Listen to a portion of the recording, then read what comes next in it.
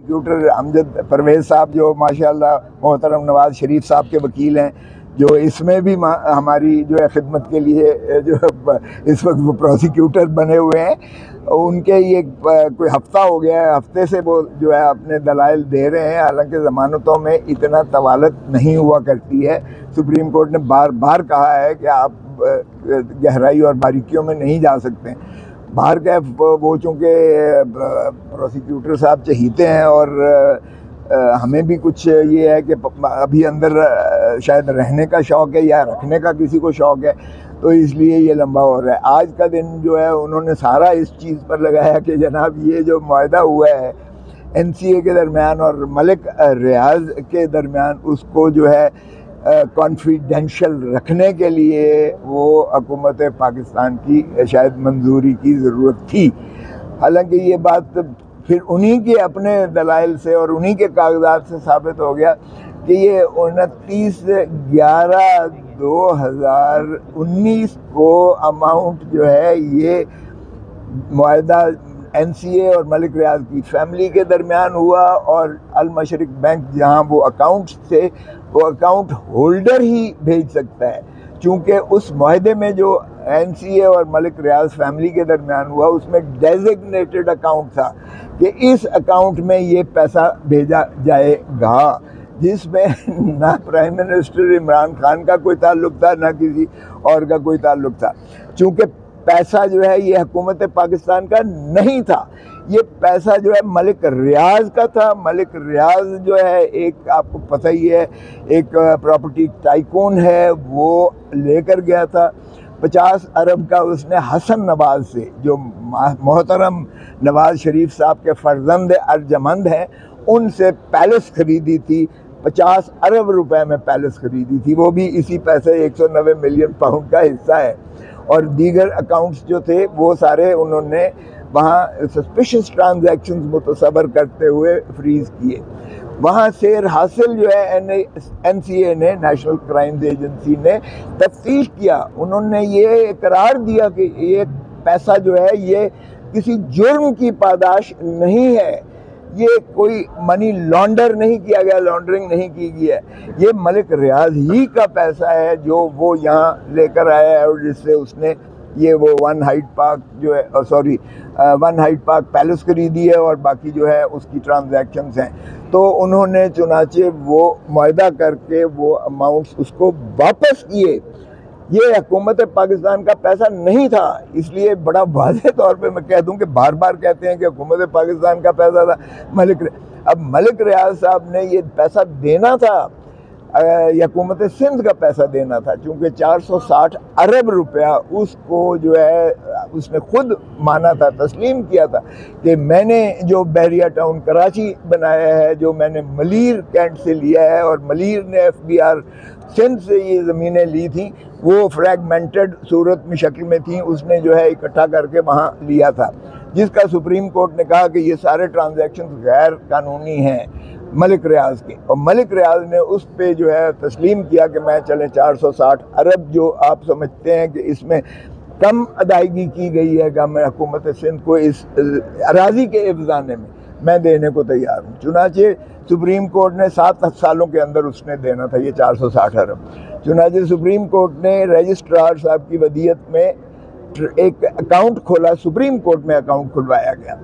उस supreme court के designated account में ये पैसा आया, तो जाहिर है चूँकि ये मलिक रियाज का पैसा था, मलिक रियाज का पैसा उसने कहा कि ये भेज दें, तो ये हुकूमत पाकिस्तान के पास ही पैसा आया है, ये मलिक रियाज को वापस नहीं किया गया। हाँ, गवर्नमेंट हुकूमत सिंध को गया हो या हुकूमत पाकिस्तान, क्योंकि हुकूमत पाकिस्तान का तो था ही नहीं, तो इसलिए हुकूमत सिंध को वो जो है चला गया। और यहाँ जब डेजिग्नेटेड अकाउंट आया तो सुप्रीम कोर्ट ने इसी तरह भेज दिया। आज सुप्रीम कोर्ट का जब फैसला पढ़ के सुनाया तो उसमें भी यही लिखा हुआ था कि मुआहदा हुआ मलिक रियाज फैमिली के दरमियान और NCA के दरमियान, वहाँ भी शहजाद अकबर का कोई ताल्लुक नहीं है, क्योंकि मुआहदा उन्हीं के दरमियान होता था जो वहाँ तक थी। उन्होंने फिर वो जो फ्रीज करवाया हुआ था अकाउंट, नेशनल क्राइम एजेंसी बरतानिया ने, उन्होंने इसकी रोशनी में जो इनके दरमियान मुआहदा, उन्होंने उसे डी फ्रीज करवाया, अदालतों से डी फ्रीज करवाया। और फिर जो है रकम वो सीधी आई सुप्रीम कोर्ट के रजिस्ट्रार के अकाउंट में। तो उसमें एक धेले का जो है मफाद ना तो इमरान खान को पहुंचा है और ना ही ये उनका इल्ज़ाम है।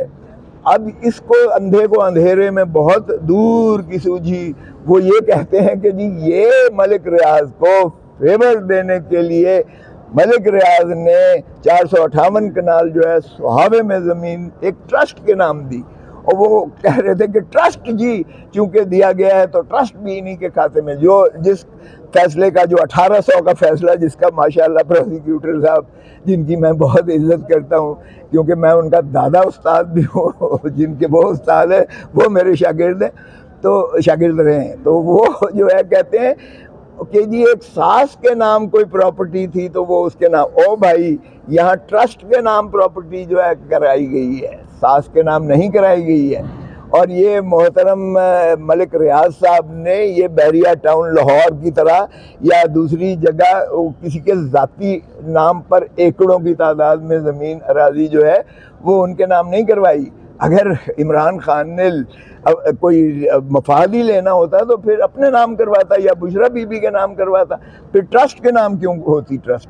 और उस ट्रस्ट में शराइत लिखी हुई हैं, और वो मैंने पिछली तारीख पे पढ़ के भी सुना दिया कि ट्रस्ट जो पेश हुआ चीफ एग्जीक्यूटिव उसने कहा कि ट्रस्ट में से एक धेला ना इमरान खान ने वसूल किया है, ना बुशरा बीबी ने वसूल किया है, ना कोई अपना अजीज़ व अकारब किसी को मुलाजिम रखवाया है, बल्कि एक एडमिनिस्ट्रेशन है वहाँ एग्जिस्ट करती है जो ही इसको ट्रस्ट को चला रही है, और उसमें ना ट्रस्टीज़ ने कभी दखल दिया है ना दे सकते हैं, और इस ट्रस्ट को बाइंड अप ही नहीं कर सकते, ये इसलिए कि ये ट्रस्ट ही के पास रहेगा। और वहाँ एक फंक्शनल यूनिवर्सिटी बना दी गई है ट्रस्ट की, और वहाँ 150 बच्चा मुफ्त MBA तालीम हासिल कर रहा है जो स्टेट ऑफ द आर्ट है। तो ये तो मलिक रियाज का एक ट्रस्ट नहीं है, मलिक रियाज के बहुत सारे ट्रस्ट हैं।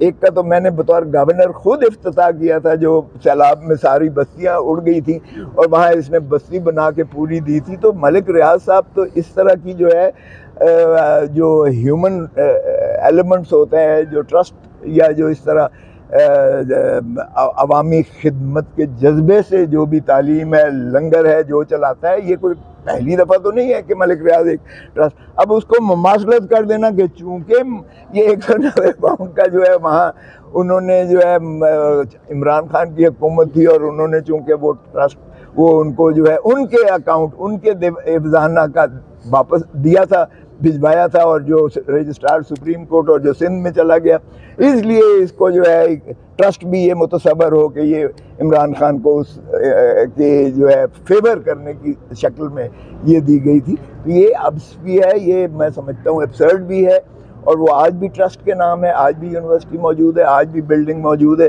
आज भी उस पर हमारा कोई लियन नहीं है, ना इमरान खान का है ना बुशरा बीबी का है। और 190 जो पाउंड आया है उसमें एक धेला नहीं है इमरान खान को मिला। शर्म आनी चाहिए इस केस में, अगर किसी नैब ने उसे अंदर रखा हुआ है या हुकूमत पाकिस्तान ने उसे अंदर रखा हुआ है। इसमें तो मैं समझता हूँ कि अगर अंधा भी कोई इसको देखे और फैसला करे तो वो भी इस नतीजे पर पहुंचेगा कि इमरान खान को पॉलिटिकल विक्टिमाइजेशन किया गया। जमानत मिल रही है आज की समाअत के बाद, आपने क्या अखज़ किया?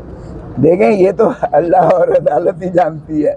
मैं इस किस्म की कभी ना तो मैं जादूगर हूँ और ना ही मैं लोटा घुमाता हूँ, लेकिन मेरे जो कानूनी तजर्बे के हिसाब से है ये केस बनता नहीं है, और इसलिए मुझे कभी यकीन है, कभी उम्मीद है, ये अदालत आलिया है जिसके सामने हम खड़े हुए हैं, मुझे कभी उम्मीद है कि कल इंशाल्लाह जमानत हो जाएगी। अच्छा साहब, ये बताएं कि जो बड़ी ऑफर दी गई थी पाकिस्तान तहरीक इंसाफ को, माफ़ी शाफ़ी, क्या सोचा फिर को माफ़ी शाफ़ी के लिए तैयार है सारे आप लोग? माफ़ी जी तुमने मेरा बयान सुना नहीं है? वो तो बहुत वायरल हुआ है भाई। माफ़ी हम मांगेंगे या माफ़ी वो मांगे? देखिए, माफ़ी वो मांगता है जिसने ज्यादती की हो। माफ़ी 35-40 साल तो आपने जो है इस मुल्क पर वैसे ही जो है मार्शल लॉ लगाए रखा, और बाकी के 35-40 साल में जो है आपने हर हुकूमत को गिराया, और हर हुकूमत को बनाने में और गिराने में आपका दखल अमल है। तो माफ़ी तो उनको मांगनी चाहिए भाई। हम क्यों माफ़ी मांगें? किस चीज़ की माफ़ी मांगें? किस लिए माफ़ी मांगें? और फिर देखें, हम तो कहते हैं कि भाई हमारी सर आंखों पर अफवाज पाकिस्तान हमारे जो है मादर वतन की जो है हिफाजत करें, हमारे जो है पाकिस्तानी अवाम के लिए वो जो है एक मसीहा बने, न कि उनको डंडे मार के, उनको अंदर करके, उनको पॉलिटिकल पार्टीज़ को तहलील करके फॉर्म 47 के ज़रिए मेजॉरिटी को माइनॉरिटी में कन्वर्ट करें और फिर जो है सारे उसमें जो है मुदाखलत करते रहें। तो इसलिए माफ़ी का तो सवाल ही पैदा नहीं होता।